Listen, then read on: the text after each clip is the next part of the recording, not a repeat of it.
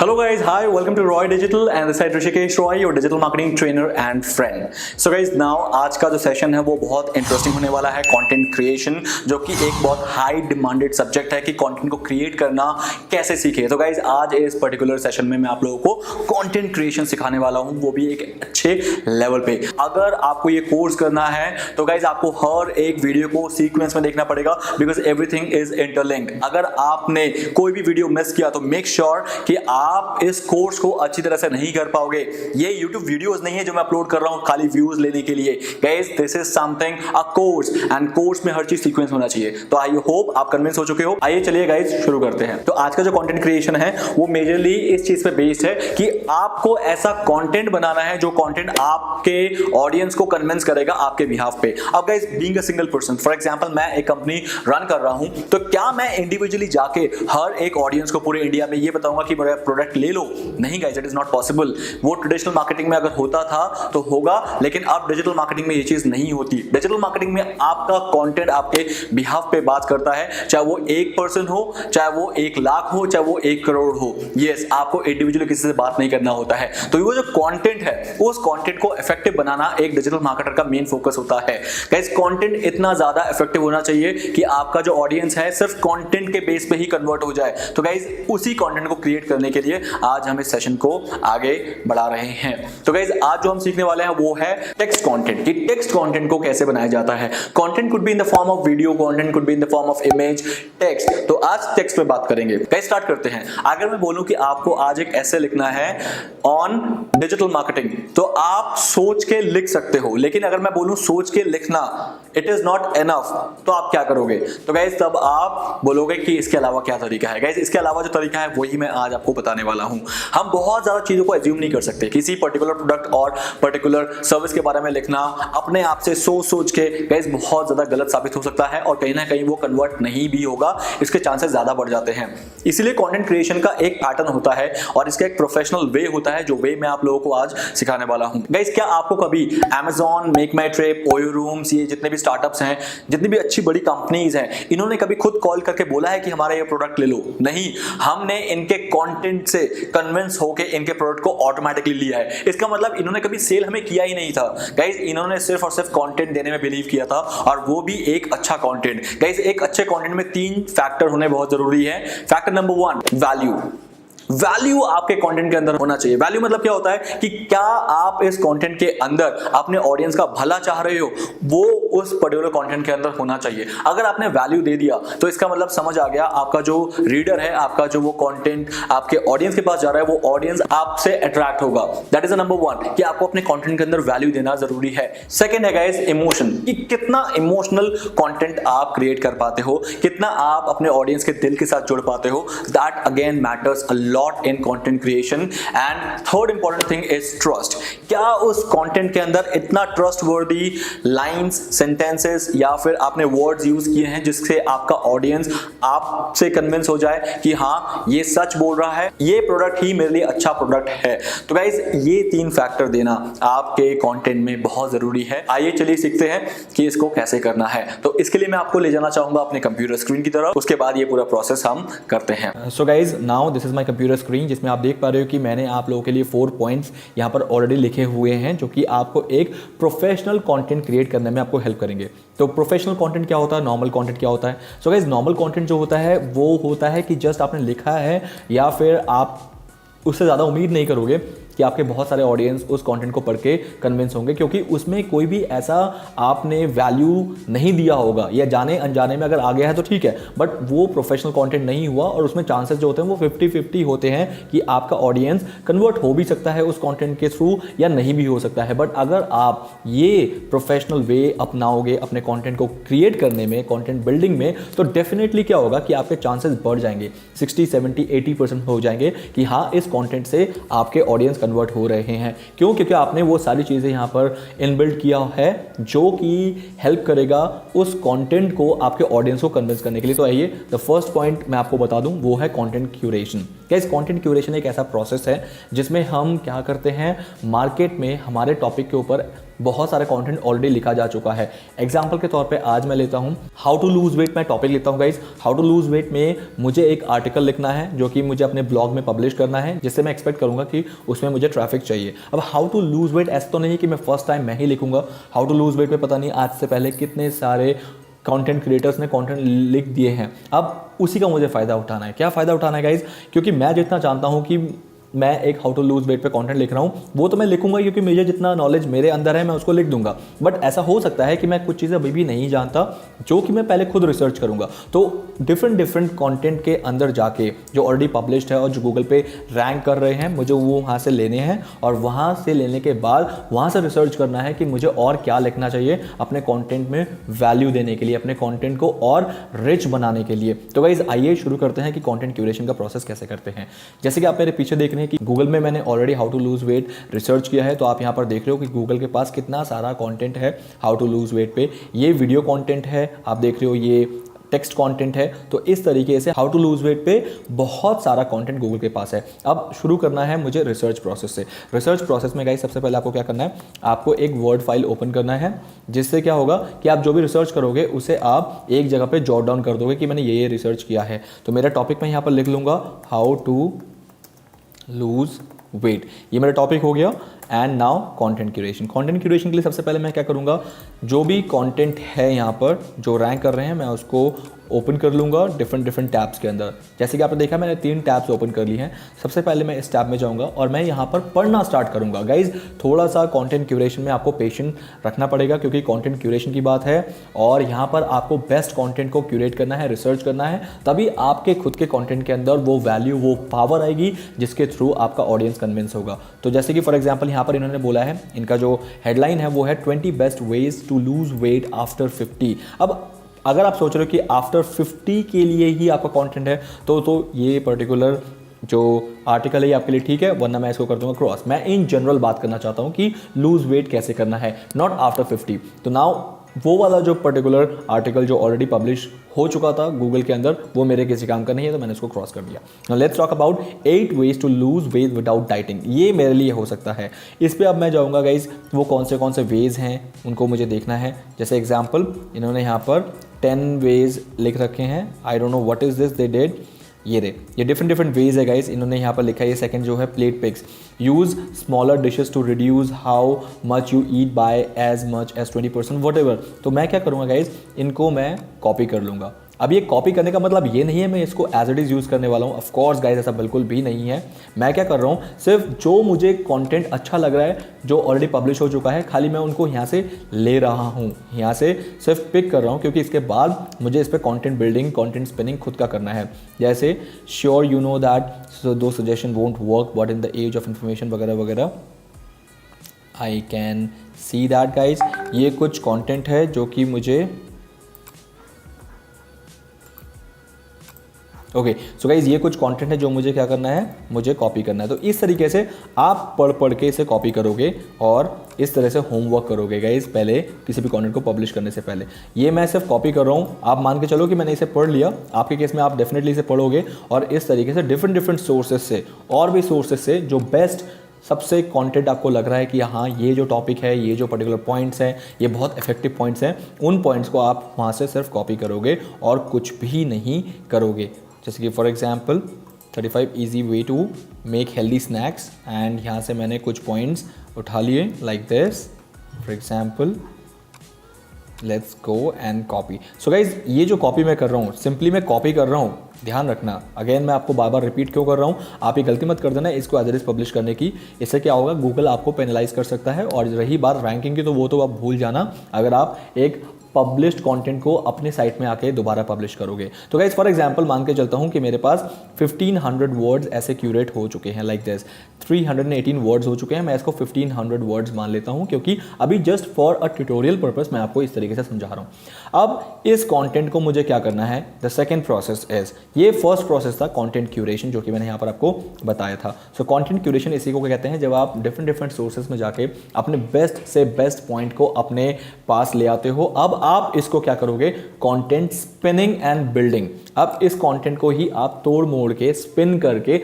अपने according content को build करोगे। एग्जांपल के तौर पे मैं ले लेता हूं, let's go to my content जो मैंने यहाँ पर पेस्ट किया है, हाउ टू लूज वेट। अब गाइज यहाँ पर आपका जो भी कंटेंट है आप खुद पढ़ो। Use smaller dishes to reduce how much you eat by as much as 20%। अब इस कंटेंट को आप क्या करोगे, अपने अकॉर्डिंग मैनुअली इसको स्पिन करोगे, मतलब आप इसे अपने अकॉर्डिंग लिखना स्टार्ट कर दोगे। अगर आपको मैनुअल अच्छा लगता है करना, क्योंकि मैनुअल करोगे तो डेफिनेटली वो बहुत ज़्यादा हेल्दी कंटेंट साउंड होगा, कि आपका जो कंटेंट है वो लगेगा कि हाँ आपने बहुत मेहनत से लिखा है। बट बहुत लोग क्या करते हैं गाइज, आज के डेट में बहुत सारे टूल्स अवेलेबल हैं जिसके थ्रू मैं इस कंटेंट को स्पिन कर सकता हूं, बट कहीं ना कहीं उस स्पिन कंटेंट को जो टूल्स के थ्रू किया गया है उसमें भी हमें मेहनत करनी होती है, तो हमें उस चीज़ का भी ध्यान रखना है। एग्जाम्पल के तौर पे मैं आपको दो चीज़ें बताऊंगा यहाँ पर कंटेंट को स्पिन करने के लिए। सो गाइज जब हम कंटेंट को स्पिन करते हैं तो वहाँ पर हमें दो चीज़ का ध्यान रखना होता है। एक, जो फ्री स्पिनर्स हैं उसमें तो बहुत ज़्यादा वेग काइंड ऑफ कंटेंट स्पिन होता है, मतलब उससे स्पिन करा के आपको कुछ ज़्यादा फ़ायदा नहीं होगा फ्री स्पिनर्स। बट जो प्रीमियम स्पिनर्स होते हैं, जो कि ऐसे कुछ सॉफ्टवेयर्स हैं जो कि प्रीमियम हैं, उन कंटेंट को आप यूज़ कर सकते हो अपने साइट के अंदर, बिकॉज वो बहुत ज़्यादा नेचुरल दिखते हैं, बट उस पर भी कहीं ना कहीं आपको थोड़ा बहुत काम करना होता है। नाउ मैं आप लोगों को ले चलता हूँ ये दोनों टाइप के सॉफ्टवेयर्स पे। सबसे पहले चलते हैं फ्री स्पिनर्स। फ्री स्पिनर के लिए मैं आपको यहाँ पर जो एक साइट बताऊंगा वो है smallseotools.com। यहाँ पर आप ज़रूर जाना गाइज, और यहाँ पर एक ऑप्शन है आर्टिकल रीराइटर। आर्टिकल रीराइटर पे आपको क्लिक करना है, और क्लिक करने के बाद जो भी कंटेंट आपने यहाँ से कॉपी किया है उनको करो पेस्ट, इनको करो कॉपी, और देन आप वहाँ पर जाके पेस्ट कर दो यहाँ पर इस सेक्शन पे। The moment you will paste it, अब आपको क्या करना है, नीचे आना है and then you need to click on rewrite article. Can you see that guys, rewrite article. यहाँ पर क्लिक करोगे जैसे ही, तो ये आपका कंटेंट जो है रीराइट करना स्टार्ट कर देगा। जैसे आप देख रहे हो कि ये 4% रीराइट हो चुका है, और इस तरीके से जब ये 100% हो जाए तो समझ लेना आपका जो कंटेंट है अब रेडी टू यूज़ है। अब नेक्स्ट स्टेप मैं आपको बताने वाला हूँ वो कैसे करना है।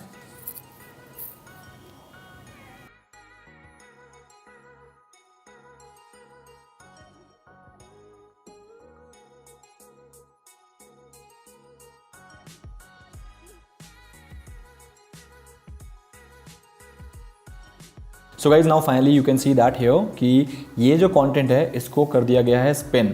अब यहाँ पर जो आप ये कलरफुल फॉन्ट्स देख रहे हो, ये वो वर्ड्स हैं जिसको सिनोनिम के थ्रू रिप्लेस किया गया है। फॉर एग्जाम्पल अब यहाँ पर आप चेक करो कि आपने क्या लिखा था और यहाँ पर क्या लिखा गया है। Use smaller dishes to scale back. अब स्केल बैक का ओरिजिनल वर्ड था रिड्यूस, टू रिड्यूस को इसने टू स्केल बैक किया है। अब आप हर एक पर्टिकुलर वर्ड को क्लिक करके देखना कि उसका ओरिजिनल वर्ड क्या था और उसको कन्वर्ट किस में किया गया है। अगर आपको लग रहा है जो कन्वर्ट किया गया है दैट इज एप्रोप्रिएट, तो आप क्या करोगे, उसे रखोगे, वरना आप यहाँ से खुद सेलेक्ट करोगे, और या तो आपको लग रहा है कि वो ओरिजिनल वर्ड ही होना चाहिए था तो आप ओरिजिनल वर्ड में उसे वापस ले आओगे। सो इस तरीके से आप क्या कर सकते हो, इसको यूज़ कर सकते हो। सो गाइज जैसे आप देख रहे हो कि जो जो चीज़ें यहाँ पर ओरिजिनल थी, इंक्रीज को हाइपरबॉलिक किया गया है, बट मैं इंक्रीज को हाइपरबॉलिक एक वर्ड सही नहीं लिख रहा, तो मैं क्या करूँगा, इसे इंक्रीज को मैं मैग्नीफाइड कर दूंगा कि हाँ बढ़ाया गया है। देयरफॉर पहले क्या था, सो, तो उसको 10 और देयरफॉर में आप कन्वर्ट कर सकते हो, देयरफॉर भी ठीक है। यू विल, यू मे को यू विल किया गया है। तो गाइज इस तरीके से आपको खुद चेक करना है कि ओरिजिनल वर्ड था क्या, और फिर आपने उसको कन्वर्ट किस में करना है, दैट्स इन योर हैंड। तो इस तरीके से आपको ये पूरा प्रोसेस करना है। जैसे ही आपको लग रहा है कि ऑल गुड, मैंने सारा कंटेंट देख लिया है, ये कंटेंट जो है स्पिन हो चुका है और मेरे अकॉर्डिंग स्पिन हो चुका है और बहुत हेल्दी भी साउंड हो रहा है, क्योंकि मैंने खुद इसमें मैनुअली जाके एक एक वर्ड को चेक किया है कि वो जो सजेशन उसने दिया है सही था या नहीं था। व्हेन यू आर सेटिस्फाइड, जब हो गया, देन गाइज आपको क्या करना है, आपको क्लिक करना है नेक्स्ट पे। The moment you will click on next, अब आपको ये जो कंटेंट देगा that is purely you can use in your own site. Guys it will B 100% healthy. Still अगर आपको चेक करना है कि ये हेल्दी है नहीं है, तो आपको क्या करना है, एक प्लेजरिज्म चेक करना है। प्लेजरिज्म क्या होता है गाइज, प्लेजरिज्म चेक करना ये होता है जिसमें आपको ये पता लग जाएगा कि whether that content is already published. जो कंटेंट आप पब्लिश करने जा रहे हो, क्या ये ऑलरेडी कहीं पब्लिश तो नहीं है, क्योंकि अगर ये ऑलरेडी कहीं पब्लिश होगा तो मेरा कंटेंट डेफिनेटली नहीं रैंक करेगा। तो गूगल इस चीज़ का खास ध्यान रखता है कि एक कंटेंट रिपीट ना हो बार बार। तो इसीलिए आपको क्या करना है गाइज, आपको अब चेक करना है कि ये कंटेंट जो है प्लेजराइज है या नहीं है। तो इसके लिए मैं यहीं नीचे आऊँगा और क्लिक करूँगा चेक फॉर प्लेजरिज्म। एक नया टैब ओपन हो गया। गाइज नए टैब में आपको क्या करना है, नीचे आना है। ये कंटेंट जो है, जो ये नया कंटेंट है, ये आपका पुराना कंटेंट नहीं है, ये कंटेंट जो है नया, मतलब मैंने इसको स्पिन करने के बाद इसने ऑटोमेटिकली यहाँ पर पिक कर लिया है। अब नेक्स्ट यहाँ पर जाना है चेक प्लेजरिज्म पे क्लिक करना है। The moment you will do the check plagiarism, it will start checking कि कहीं इसमें से कोई एक भी लाइन ऑलरेडी कहीं पब्लिश तो नहीं है। तो गाइज यहाँ पर आप देखोगे कि ये रिजल्ट चेक कर रहा है। तो 70% चेक करने के बाद ये 100% कंप्लीट हो गया है। तो गाइज आपका पूरा का पूरा कंटेंट 100% यूनिक हो गया है, as you can see that. और ये 100% यूनिक होने का फायदा क्या है guys? Now the entire content, this content you can use for your own website. So guys इसे कहते हैं content spinning and building. I hope so far so clear. Guys अगर आपको क्लियर हो गया है then it will be really great. Why? Because आज के बाद आप कोई भी कंटेंट को इजीली क्रिएट करके उसे अपने साइट में पब्लिश कर सकते हो for your audience, just to make them convince about your product and services. या फिर अगर आप ब्लॉगर हो तो इस तरह से ब्लॉगिंग भी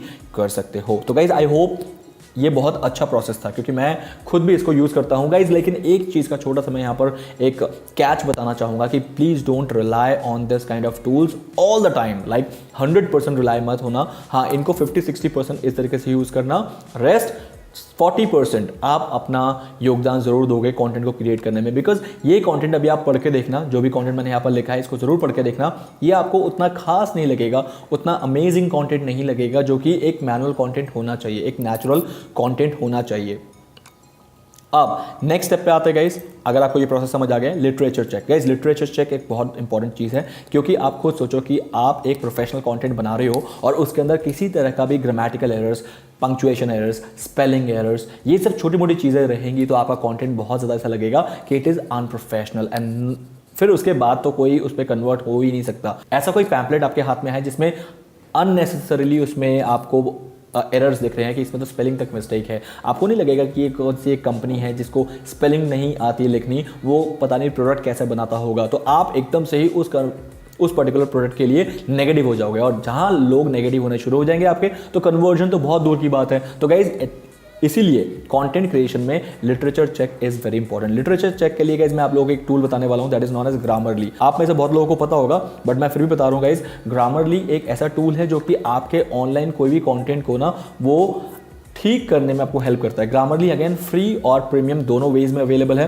बट आप कौन सा यूज करोगे that you will decide. Free में भी आपको एटलीस्ट ये इतना हेल्प कर देगा कि स्पेलिंग एरर्स, पंक्चुएशन एरर्स में आपको हेल्प कर देगा, बट अगर आप इसका प्रीमियम वर्जन लोगे उसमें तो आपको एडवांस लेवल के भी चेक्स ये करके देगा। तो गाइज राइट नाउ मैं आपको हेल्प कर रहा हूँ कि आप फ्री में ही यूज़ करो ग्रामरली, जो कि यहाँ पर आपको दिख रहा है एक एक्सटेंशन है, ये फ्री में आप यूज़ कर सकते हो। और इसके रीजन की वजह से आपको यहाँ पर दिख रहा है कि ये रेड कलर के अंडरलाइंस आ रहे हैं। तो गाइज ये जो अंडरलाइंस आ रहे हैं ये आपको बता रहा है कि ये जो पर्टिकुलर वर्ड है इसको ये होना चाहिए था। अब आप खुद चेक करो कि ये होना चाहिए था या नहीं होना चाहिए था। अगर आपको लग रहा है हाँ यही होना चाहिए तो आप इसे क्लिक करो तो यहाँ पर चेंज हो जाएगा। तो एटलीस्ट यहाँ पर जो ये सजेशन दे रहा है आप 80% बिलीव कर सकते हो कि दोज ऑल आर गुड, क्योंकि ये एक बहुत बड़ा डेटाबेस लेके बैठा है ग्रामरली, जिसके अंदर वर्ल्ड के जितने भी वर्ड्स हैं इंग्लिश में वो सारे वर्ड्स का डेटाबेस ग्रामरली के अंदर है। तो ग्रामरली को पता लग जाता है कि ये वर्ड किस तरीके से आना चाहिए यहाँ पर। जैसे कि ये फाइबर है, तो ये फाइबर जो है इसने FIBRE किया था, लेकिन एक्चुअल फाइबर क्या होता है FIBER। लेकिन यहाँ पर क्या प्रॉब्लम है गाइज, ये वाले फाइबर और इस वाले फाइबर में एक्चुअली में डिफरेंस है। तो फाइबर कॉन्टेंट जो इंग्लिश जो हमारा अंदर का फाइबर होता है, जो कि हाउ टू लूज वेट में यूज होता है, वो यही होता है, बट ये बता रहा है ये। तो यहाँ पर मैं करूँगा इग्नोर, क्योंकि मुझे ये वाला फाइबर चाहिए था जो हमारे मेटाबॉलिज्म से रिलेटेड फाइबर होता है, तो मुझे यही चाहिए, मुझे चेंज नहीं करना, तो मैंने इसको इग्नोर कर दिया। बट यहाँ पर देखो आइडेंटिकल को एन आइडेंटिकल होना चाहिए, dinner is not an identical, तो एन यहाँ पर नहीं था तो इसने एन भी दे दिया। सिर्फ स्पेलिंग मिस्टेक्स तो छोड़ो, आपके उस पर्टिकुलर वर्ड के साथ जो भी प्रिपोजिशन, जो भी नाउंस आने हैं वो तक आपको ये हेल्प कर रहा है बताने में। तो ग्रामरली को यूज़ कर लेना गाइज, आपको ये बहुत हेल्प करेगा एटलीस्ट आपके जो कंटेंट के लिटरेचर एरर्स हैं उसको क्लियर करने में, और वो भी फ्री में। तो गाइज इसके बाद क्या है, अब जो कंटेंट आपको मिलेगा वो कंटेंट प्योर कंटेंट होगा, जिसमें आप ऑलरेडी क्या क्या कर चुके होंगे guys, content curation, content spinning and building, literature check, ये तीनों चीज़ें आपके हो चुके हैं गाइज। अब आपका कंटेंट बिल्कुल रेडी है, अब आप इसे कहीं भी पब्लिश कर सकते हो, बिकॉज इसमें सारे एरर्स हमने हटा दिए हैं।